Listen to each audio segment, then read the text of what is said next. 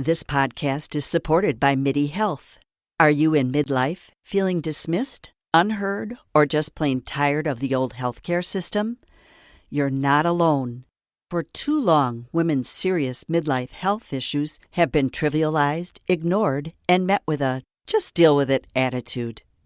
Many of us have been made to feel ashamed or forgotten. In fact, even today, 75% of women seeking care for menopause and perimenopause issues are left entirely untreated. But here's the powerful truth. It's time for a change. It's time for MIDI. MIDI is not just a healthcare provider. It's a women's telehealth clinic, founded and supported by world-class leaders in women's health. What sets MIDI apart? We are the only women's telehealth brand covered by major insurance companies, making high-quality expert care accessible and affordable. Our clinicians provide one-on-one, face-to-face consultations where they truly listen to your unique needs.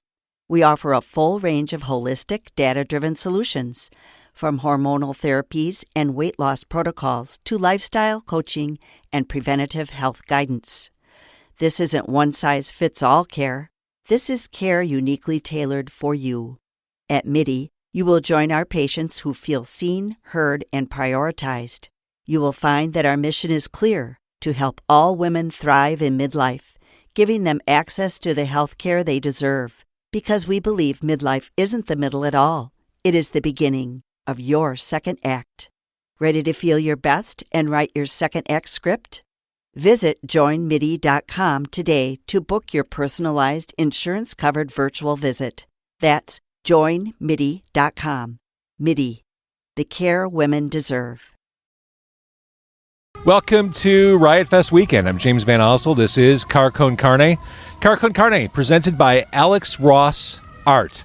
Alex Ross, legendary comic book, graphic novel creator, and he has a pretty cool YouTube channel, and here's Alex to tell you about that. Hi, this is Alex Ross. I appreciate you guys supporting our YouTube, and we create new content every week.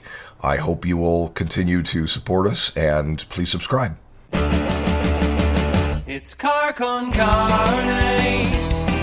Let's eat in the car. It's Con Carne. And now here's the star of our show, James Van Ostel.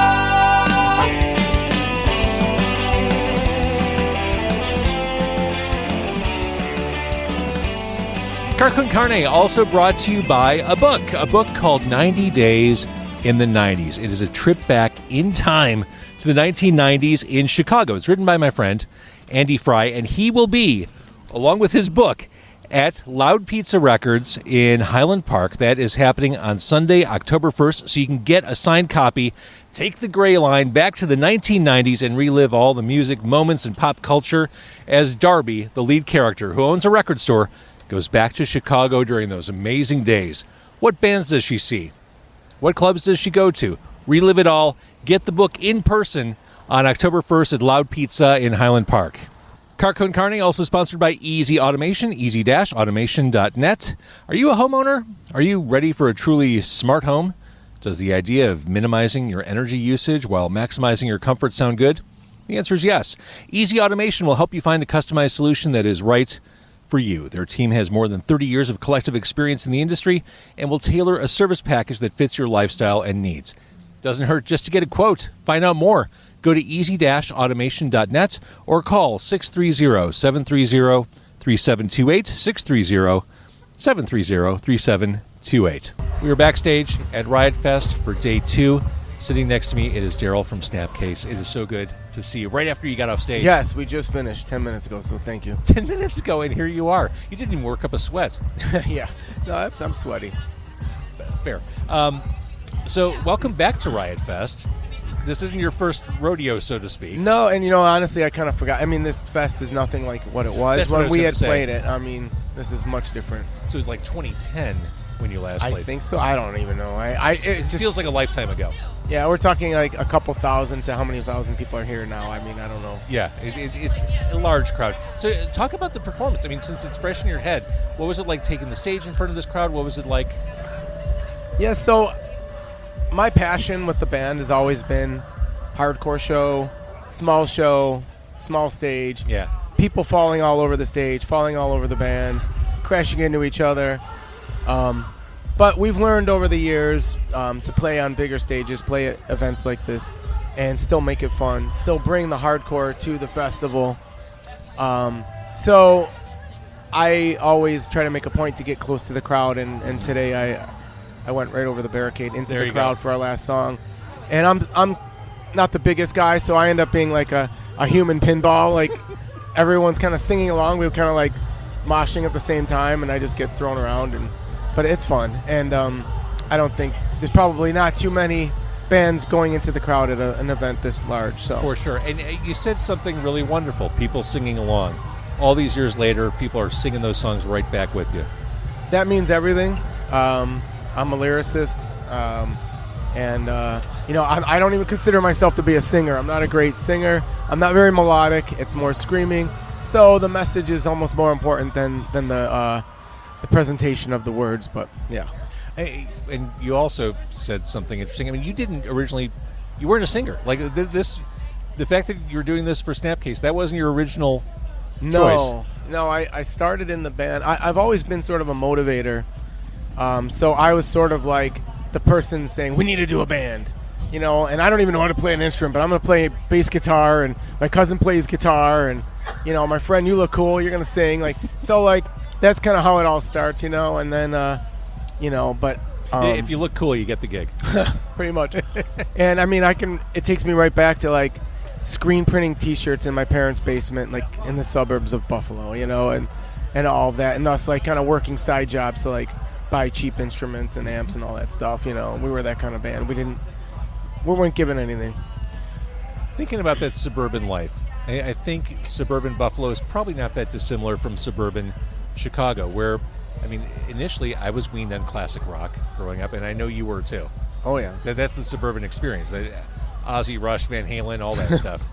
Oh, yeah. I mean, it's funny. I came from a suburb called West Seneca, and West Seneca it's a fine suburb, but it's also got a little bit of a white trash vibe going, in some parts of it. And so, when I was a teenager or even preteens, it was a lot of, Camaros and Firebirds blasting Billy Squier. Yes. And Rush. Rush is a big Buffalo thing. Ozzy and all that stuff. So I've made a West Seneca mix that I've shared with a couple of my West Seneca friends, and they love it. It's all that stuff. What's your favorite Rush album? That's a good question. What comes to mind is 2112, but I'll see your 2112 and I'll raise you a Farewell to Kings. Farewell to Kings. Okay, so that's earlier, right? Is that the album right before, or is it right after? Because right before was Caress of Steel, and that was almost the kiss of death for Rush. No, and what comes after? After A Farewell to Kings, I think, was Permanent Waves. What has Closer to the Heart and Spirit of Radio and all that on it? Spirit of Radio was Permanent Waves. Closer to the Heart was Farewell to Kings. Oh, and then there was Hemispheres too in 1978. Yeah, but those two are really great. So that's, to me, that's when they really matured as a band, and they were officially becoming great songwriters. So okay, this classic rock suburban upbringing, which we know all very well here in the Chicago area, what turned the switch on for the music that transformed you? When did you discover hardcore or punk? Yeah, that's a good question. So I was I got into skateboarding, BMX racing, and then skateboarding because my bike got stolen, and then I got into skateboarding, and skateboarding came along with punk rock, and I went to a private high school, and I didn't want to go, but the first day of school, a kid behind me said, "Have you ever heard of these bands?" And he gave me a cassette with 4 albums on it, and it was Misfits, Dead Kennedys, Sex Pistols, and The Exploited. And I was like, okay, this is new. So I checked that out, and I kind of graduated out of 80s heavy metal into this, and then I found hardcore really fast after that, Black Flag, and then Minor Threat and all that stuff. So back in the day, Designs for Automation turned a lot of heads. It seemed like you were the right band with the right sound at the exact right time. What do you remember from that era?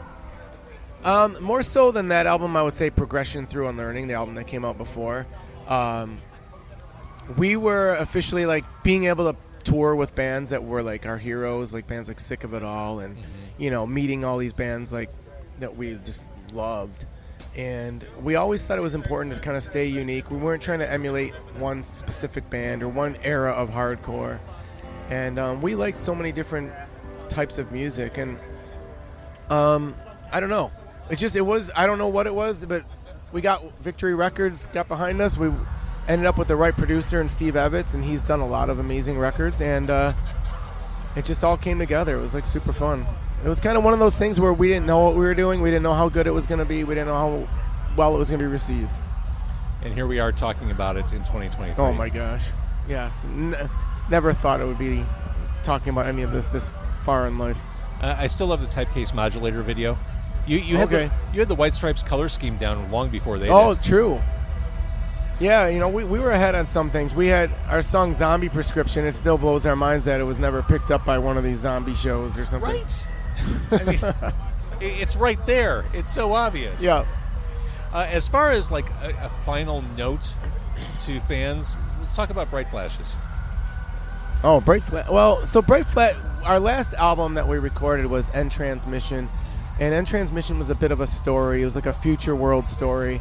And we pretty much wrote too many songs, and the lyrics and behind the story went beyond what we could put on the album. Right. So we had these like extra songs, and then we like tried to do a couple of cover songs in our own studio, which didn't ultimately sound that great. But I love the Devo stuff. Oh, cool. Yeah, well, that shows like what we loved, and being a hardcore band, we weren't. I mean, a lot of hardcore bands these days listen to a lot of stuff, but back then it was pretty sterile, and bands like typically listen to all the same stuff. And coming from Buffalo, the bands in Buffalo were the Goo Goo Dolls. Yeah. Rick James is from Buffalo, so that's back in our back pocket. But it was the Goo Goo Dolls, 10,000 Maniacs, and Cannibal Corpse. So like that says a lot. And we would see all these bands. Yeah. And what the funny thing is, being a smaller town, there was only so many like music bars. Right. The guys from Cannibal Corpse, 10,000 Maniacs, and the Goo Goo Dolls literally all were friends and would hang out together drinking. Sure. And like that was those days. So I just love that. And to me, like, I like to think that's where our open-mindedness to music came. Well, that's what a scene should be, right? Mm-hmm. Like supportive and communal and... Yeah. I mean, there's a hardcore scene, sure, but a local scene I think is really important to nurture and... Exactly. And celebrate. So the breakup in 2004 seemed friendly enough. I mean, you did your farewell and you brought back pretty much everyone. Yeah, I mean... We had to do it because we loved it. We had to do it because it was going to be fun. We had to do it because we felt like we could still be a decent band. We didn't want to be just going through the motions, trying to, collect some money that wasn't there when we were younger. You know what I mean? It's a lot more than that. It has to be fun. And this weekend's been. We all have kind of like regular professional adult lives, so to be able to do this together is really important for all of us to balance our lives, I think. Is coming here to Riot Fest, is this kind of like summer camp? Where it's like, I'm seeing my friends I haven't seen since last year. I mean, like, there's quicksand. And there's last year. I haven't seen some of these guys in 20 years. But it's fun, and it's amazing. It's not quite the summer camp vibe because that was sort of like being on the Warped Tour. Fair. Every single day, for a whole summer. But it's been great. It's been great. I'm excited. And, when we were on stage just now, I looked around the back of the stage and I saw guys from members of all different bands that I love, and that just like inflates me so much. It's like it feels so good. It's validating. It motivates me to like make sure I'm like on top of my game too. So I know you've spent a lot of time in and around Chicago. You're on a local label here. Do you have any special memories or fondness for Chicago? Well, we had a lot of good friends here, and we would come to Chicago and go do fun things. And I remember early on was kind of like a dance rave scene sort of. There was a club called maybe called Medusas or something. Yeah. And I remember going there with some friends, and then I remember there was like a sports plex kind of a place. I don't know. It was like a game room sports place near Wrigley Field. Oh, Sluggers probably. Sluggers. Yeah. And they had all kinds of games. And they had a game there called Highball. And Highball was like a trampoline game where 4 people would get in on this trampoline, and it was like almost like an X-shaped wall dividing I think up I know what you're the describing. trampoline. And you had to jump high enough on the trampoline to get over the wall with a ball, and you could shoot it on one of the 4 nets that were in the other quadrants. And they would try to time their jump bounce on the trampoline to block you. And the netting in between was pliable, so you could, in the air, push against them, and they would go flying to the other end of their quadrant while you were trying. It was amazing. It sounds like an insurance nightmare. It doesn't exist anymore, and I would think that's why. I'm sure that's exactly But we used why. to come and play highball, and actually it wore us out one time so much that we had no energy on stage. My legs felt like rubber, so. Yeah, lesson learned. Don't do anything healthy or athletic before performing. Exactly. Because you got to leave it all on the stage. Yep. All right, so Riot Fest is officially behind us. What does the future hold? Back to work, families, kids, all that stuff. I want to know about music. Yeah, I mean, we play like 2 to 3 shows a year. We've got a number of songs that we've worked on and off. Nothing that we felt was good enough. I think we just need to spend more time ironing out what we have and making some solid songs. We've already like written off the idea of like trying to do a full album. We know it would be fun just to do 2 songs and do them right. Well, and that's also the world we live in now. You can do Correct. a la carte. You don't need to have that album concept. Yeah. I mean, I still love the album concept, but things have changed. Now, we did get to do something really cool this past year. So it hasn't come out yet, but the band Refused from Sweden, their album that's considered legendary at this point, The Shape of Punk to Come, they have a 25th anniversary of that coming out. And they've got a really great list of bands, which I don't think I'm able to like tell you, but we're one of them. And we got to record one of the songs off the album because they're going to do a second album that's all I love that idea.